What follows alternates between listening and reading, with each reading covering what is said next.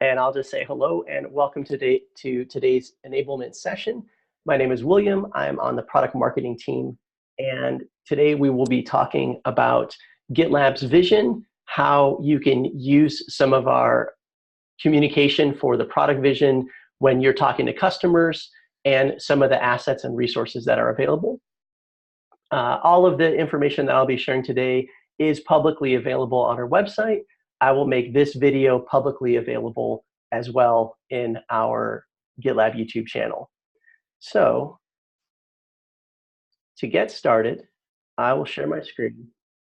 And in order to access our product vision resources, first we are going to go to the GitLab Sales Resources page. And if you don't remember how to find this, you can literally just Google GitLab Sales Resources, and you will get to the Sales Resources page. This is your one-stop shop where we should be adding all kinds of customer-facing collateral and resources for you to use for educational purposes and any content that we have. So if there's content we don't have here, we want to go ahead and add it. But this is our one repository, the one page you should bookmark. And of course, we have a section here on presentations. And so all of these are slide decks that you can either use or pull slides from in your customer meetings, or loop in, say, the product marketing team to join your call to present some of these slides. So today I'll be talking specifically about our product strategy and vision. And I'll go through the slide deck here and show some of the other pages, show a little bit how you could use this. But one way to simply use this is when you're talking to a customer or prospect and you want to communicate how we're thinking more broadly about our product vision, how we ship products. A lot of times the idea of creating MVC iterations can be new to our customers and prospects. And so this is a slide deck that goes through the concepts of how we develop our product, what our vision is. And this is something, as I mentioned, you can pull these slides in, or you could invite someone from the product marketing team to join your call to present this. So with our product strategy and vision, the definitions that we run off of are, when we're talking about our vision, this is a long horizon, a decade out, more or less. When we talk about strategy, we are saying within the next 4 years, this is the direction we're looking to take the product. And our specific roadmap or our plan is within 1 year. And so these are horizons that we set as we speak with customers to say, we plan a year out in our roadmap, and we try to set specific features to specific quarters within the next year. And of course, we move in an agile fashion. We really adopt agile, or even a step beyond agile, that we call the minimum viable change. So we iterate very, very quickly. We get features out very, very quickly. And so our near-term roadmap, the next release or the next 2 releases, are pretty accurate, something that you can really count on. And then as we shift things out to quarters, there's less certainty there, but we do plan the whole year out, and then our strategy out to 4 years. So looking at our long-term product vision, what do we aim to do and be with GitLab? And the vision is to replace the DevOps toolchain with a single application pre-configured to work by default across the entire DevOps lifecycle. We know this is an ambitious vision. Almost everyone we speak to says this is incredibly ambitious. How do you think you could really replace all of these tools? You would really need to be best in class in all of these areas. How can you really do that? Well, one of the stories I share is originally a couple years ago, maybe 2, maybe 3 years ago, when we decided to bring GitLab CI into GitLab SCM, and rather than having 2 separate projects, which is kind of the standard thing to do in the industry, we really decided that should be one unified single application. This was a new thing to do at the time. And a lot of the feedback we got was there are already big projects out there, projects like Jenkins and other really, really well-established market. There is no way GitLab you will ever break into this market. This is too ambitious. This is too grandiose that you will never be able to do this and be able to really capitalize on this already established market when you're such a new player. Well, here we are 3 years down the road, and we have not only delivered on the promise of an integrated experience and a seamless experience between source code management and CI, but in fact, we have shipped what we believe is the best-in-class CI tool on the market. And in fact, folks like Forrester agree with us. And so when Forrester as an analyst looks at tools like Jenkins, looks at TeamCity, these tools that used to be the incumbent top of the market, they actually rated GitLab CI higher than that.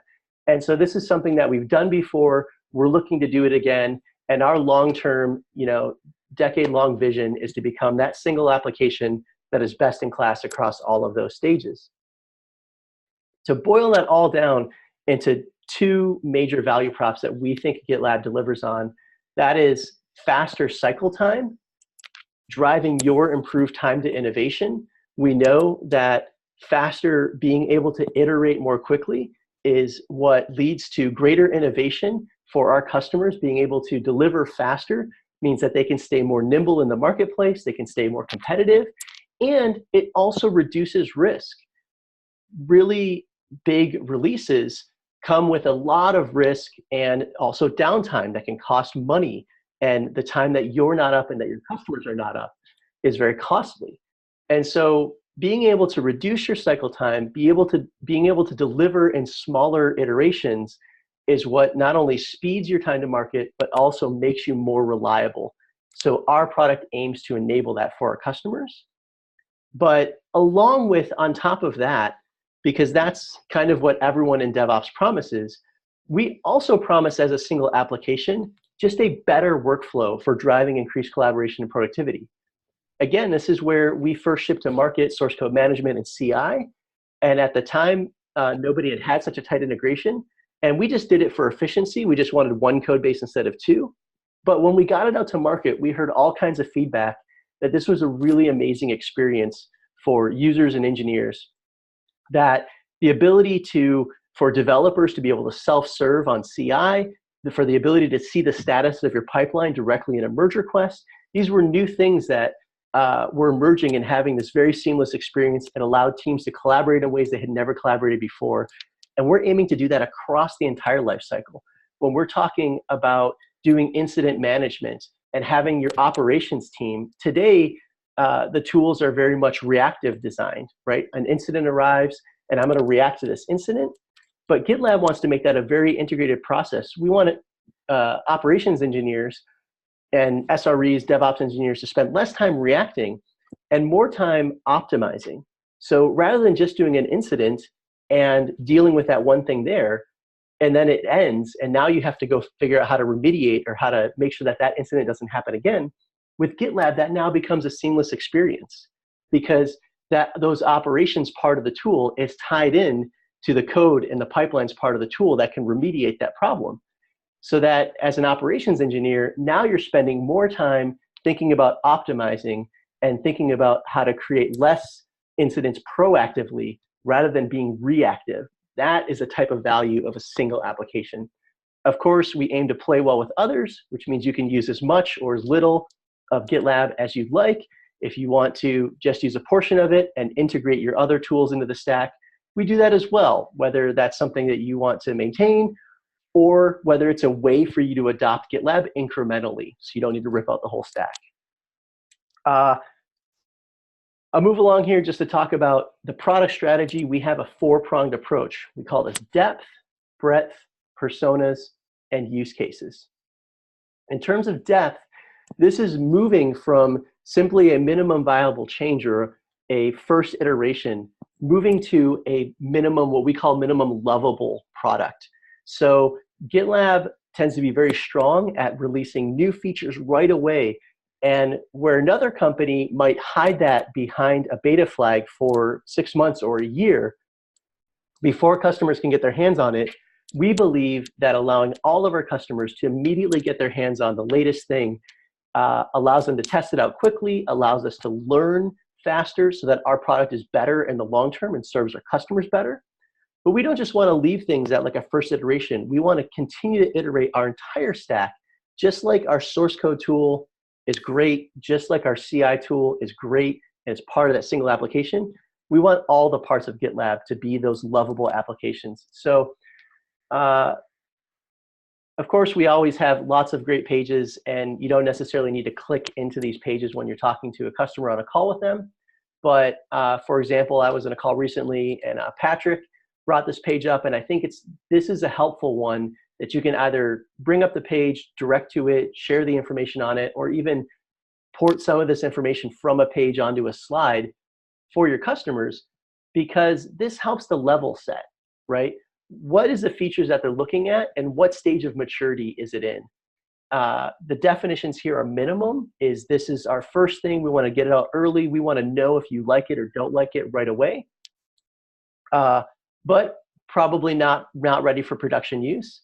Viable, we define as used by you, by the customer, to solve real problems, and capable of displacing other tools when it's part of our single application. So a viable feature or a viable category at GitLab, it may not mean we have all of the features and functionalities of another incumbent feature, of another incumbent tool, but the value of using one tool for everything is going to outstrip the value of having all of these separate point solutions. A really good example here is I think we have an extremely strong play in the SMB market to use GitLab for your agile planning tools.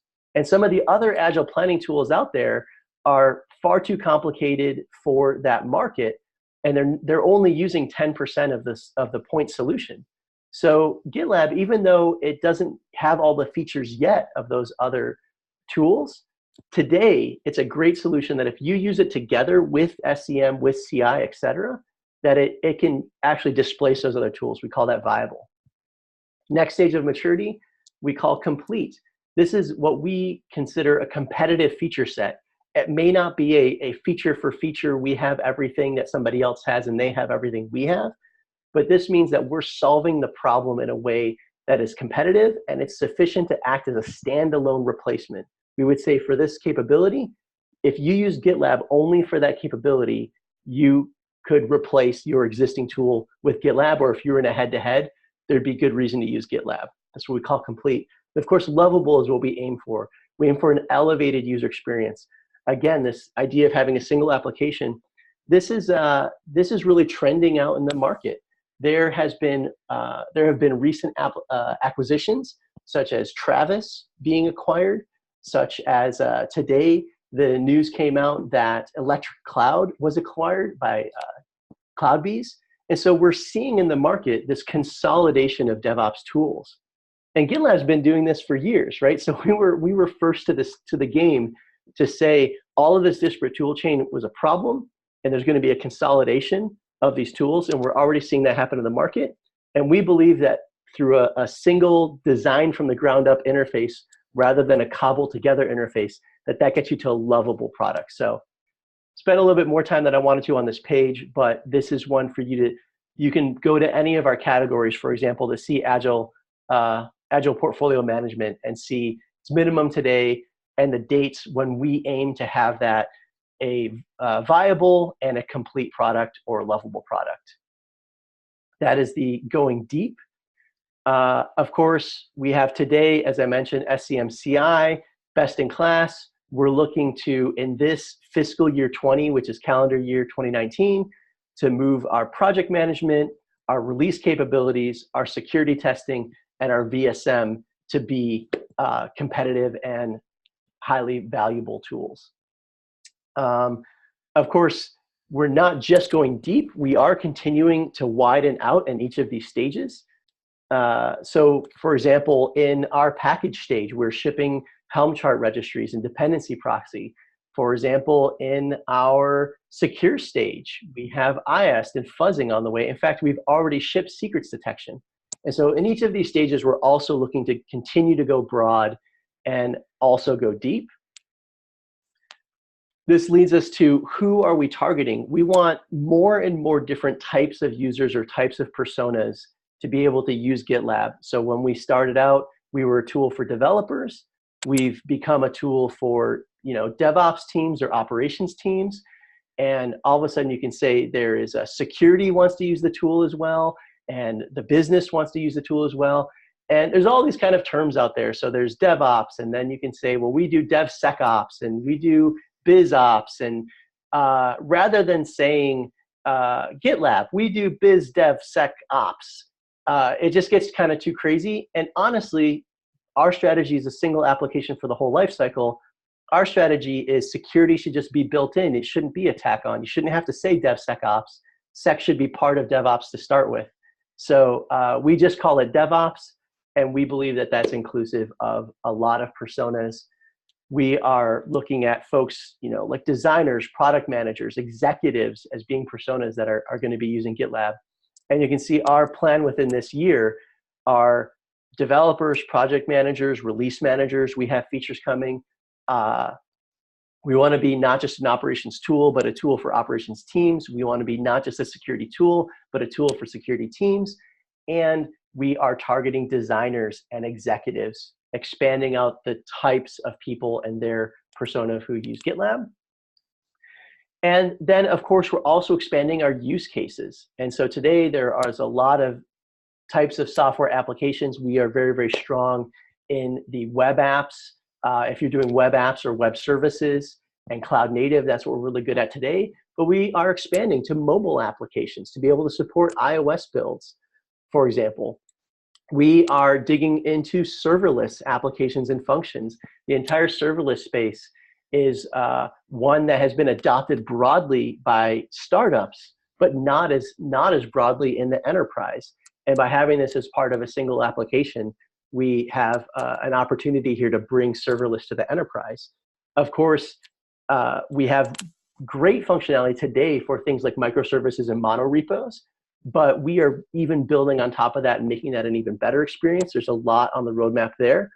And of course, in terms of our version dependencies, our package management part of GitLab is really growing in a robust way, adding more different types of repositories, proxy.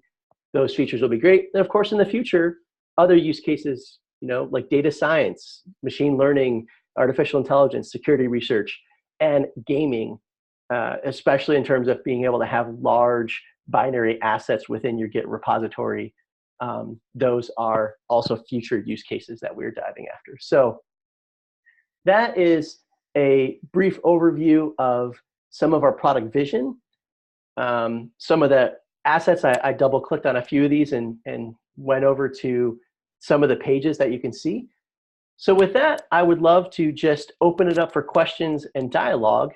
Of course, we're recording now, but if anybody has a customer story to share or wants to mention something very specific, how this would apply to a specific customer, I'm happy to make the video private. Otherwise, we can just have open dialogue. So I will stop sharing and take a look.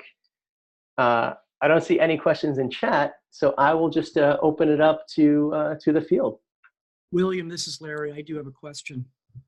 On slide number 7 in your presentation, I keep seeing, and I'm wondering if it's time for us to change this, but essentially in the verify domain, we have package and secure. Shouldn't secure be closer to verify as we position ourselves, at least today, as a DevSecOps solution? And certainly when we demonstrate the verification and testing and security, it just seems to lie closer into verify, yet we're still having it on the other side of package.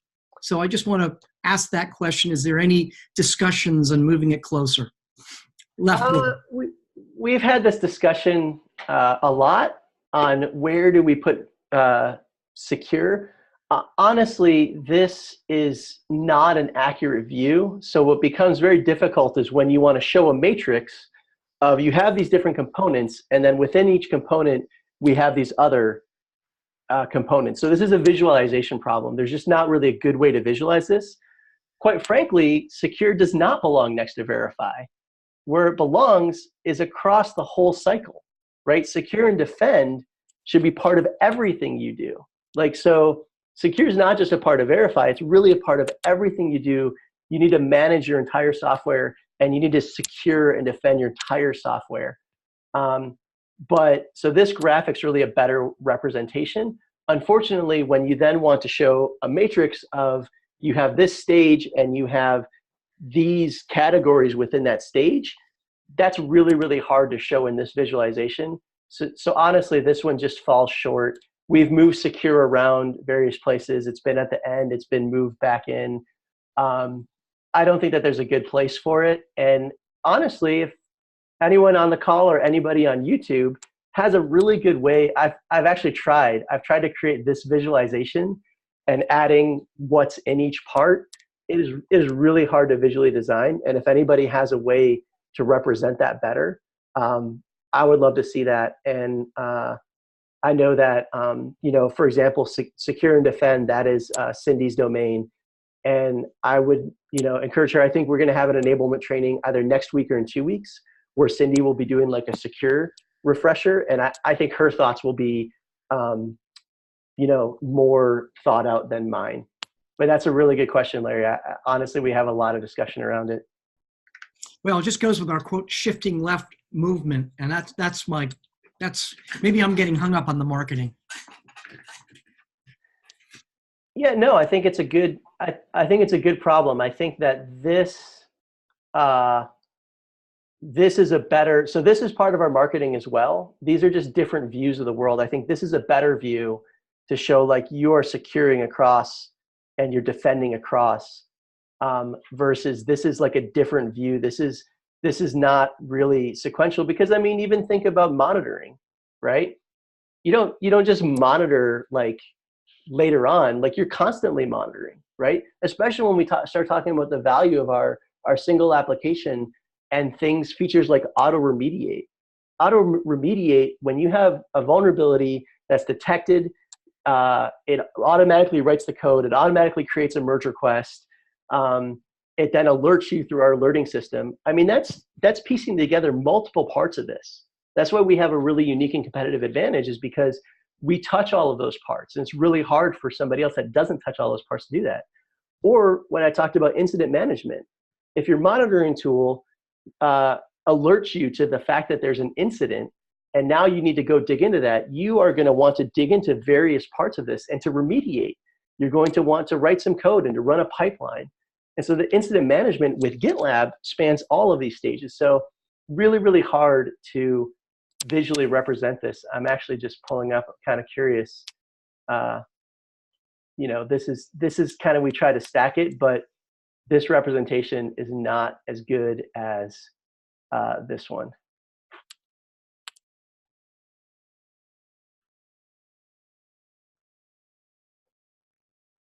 Yeah, other questions on the product vision, or how to use this with customers, how to level set on new features, how to talk about where GitLab is going and what we aim to do. Hey, William, this is Hayden. I want to sort of poll the folks on the call a bit for what sort of responses are they getting when they position this, end-to-end vision and story. My own experience has been the message is really easy to deliver and it's really easy to understand, and therefore we get immediate wow factor. But then the challenges start coming when we talk about migrations and adoption and disruption of workflows and release schedules and things like that. Anyone else, experiencing that sort of reaction?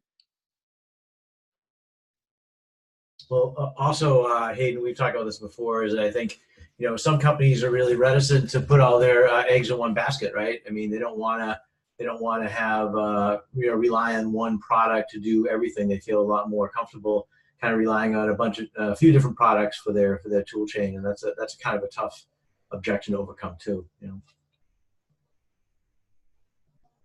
Yeah, Hayden, we get the wow factor all the time too, and the old, oh, we didn't know that. But we do quickly pivot to pointing them towards, hey, here's where you start. You got to start with CI and SCM. And just by replacing those two, you're going to see enormous benefit. so it kind of makes it a little more consumable. That, I mean, I've seen at least people react better around, yeah, that makes more sense. And then it goes to Mike's point of, you know, it's very hard to move everybody off of everything, but at least just those two are a good place to start. You see, that's where you need to start nowadays. So I will concur and suggest that it's a vision. It's not necessarily a deliverable on day one. Yeah, I think that's a great point, Larry, is that I think really we want to be the trusted consultant. We want to be a strategic partner for our customers to enable their innovation, not just by delivering solutions today, but to helping them grow and to grow with them. And so part of our vision and our roadmap is future-proofing for our customers, right? If they want to partner with a company that's stagnant, that's just on life support, what's going to happen to their business in 2 to 3 years when they're relying on those types of solutions? And so for us, this is about being a consultant, about being a strategic partner, and like Larry is saying, to very clearly position the value they get in the immediate, the value they get in the short term, and our long-term vision, which is strategic partnership. Hayden, I think really good comments, and other folks as well, on the notion of, okay, how do you get there? And we're definitely working on some more solutions. Ryan and John and I, mostly Ryan and John, have been working on like when folks come up for renewals, how do we get them to the next step? And what is the journey that folks walk on? I think most of us have a rough understanding of the journey. It starts with source code management, then you adopt CI. Once you've adopted CI, then you either adopt CD or Agile Planning. Once you've adopted those solutions, then it's about connecting into Kubernetes. And that adopting GitLab with Kubernetes is what unlocks all of our monitoring capabilities and the rest of the stack. So that's a rough adoption curve, but that's not like an overnight, we're going to come and disrupt your whole tool chain. We're going to integrate to start and roughly get you there. There is an asset, and I will try to track it down and share it, but I was recently in Amsterdam for a GitLab day that we had customers come in, and one of the customers that came in was an engineer from Philips. And they described how they started with just source code management and went on to adopt CI and then CD and then Agile Planning. And so they grew within a large organization, and it took some time, but they adopted those solutions gradually, and they adopted them alongside of other incumbent solutions. And so we know we do have customers growing that path.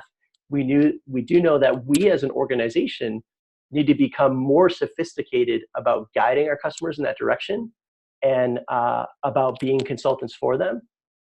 But the kind of key inflection point where we're at here is we have a solution, we have a vision, and there are some paths to get there.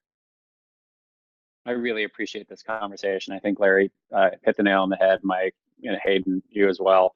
The important words to me are partnership and journey, right? People are going to buy into GitLab and pay a premium for GitLab because of the vision and the journey. But what I'm seeing so far in my early conversations with customers, in that first pitch, it's, wow, I'm enamored by this vision, but now what, right? So we kind of have to have that run-on sentence of, this is what it means for the next 5 or 10 years to partner with us. And people that look like you, and hopefully we've done enough inquiries prior to know specifically where we can enter with them, if it is SCM or if it's CI or something else. Say the first step is to do a workshop. And out of that workshop, we determine that you start here, right? And to compress the time from enamored to action, I think is a key place where we can make a big difference. Yeah, I completely agree, Mike. Thank you for adding all of that color. Cool. This is such a great discussion. We are up on time. So I want to say thank you, everyone, for joining. I will post this video in the sales channel. And of course, we can continue in Slack any questions and comments. Thank you all. Have a great day.